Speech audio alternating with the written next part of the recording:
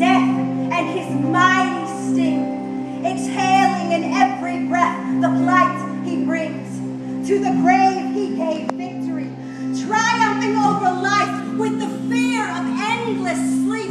Endlessly we hide from our mortality, mortally wounded from birth. We lie to ourselves from infancy, infinitely investing time in a life that will inevitably be taken by this incredible creature that stands before me, death.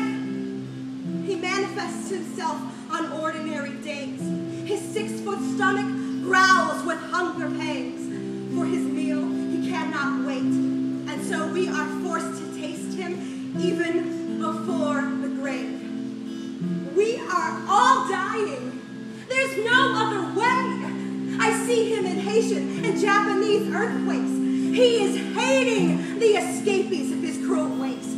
I see him in poverty, impoverishing the life of regions that are reachable, and in those with the reach who find reason not to reach out and treat what is treatable. I see him in disease, taking life out of uninfected yet affected families. I see him in oppression, pressing down on the oppressed and the oppressor. I see him in depression, in Prozac and pain pills, in razor blades and bedside wills. I see him in abuse, physical, mental, emotional misuse. I see him in spiritual confusion, material obsession, physical possessions. I see him in marital transgressions, childhood remorse from an ugly divorce. I see him in our slavery to appearances. Appearance care more about our images than those in dying villages. I see him in our ignorance, ignoring truth for some comfortable inference. I see his emergence in our churches as we pull out emergency verses as deterrents to religious differences, getting on the defensive, defending our way of worship, making community worthless. Death is killing us before we even enter the surface of the earth. We are in the service of his words. It is finished, the end of birth. We can't hide from this wretched curse. For death at his grave, we constantly rehearse. Even God himself was coerced. Divinity immersed itself in humanity, humbly taking on flesh and scorning vanity. And the world saw his way of life as insanity, insisting he cease speaking of this radical Christianity. Man found him guilty, condemning God of blasphemy, performing the ultimate usurpation by slaying Christ on Calvary.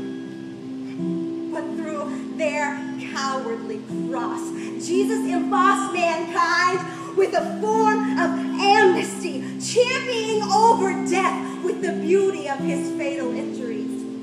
And I know many still wonder, and rightfully so, bringing up this inquiry. What does that poor Jewish man dying on a Roman tree 2,000 years ago have to do with me?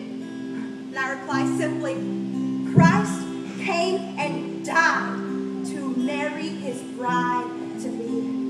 And though death could kill the groom, it could not kill the ring. God made us one with Christ, and life and matrimonies cling. And now his undying church, his ever-living bride can sing, oh death, where is your victory? Oh hell, where is your sting? For we have risen above your misery. We will not succumb to your finality.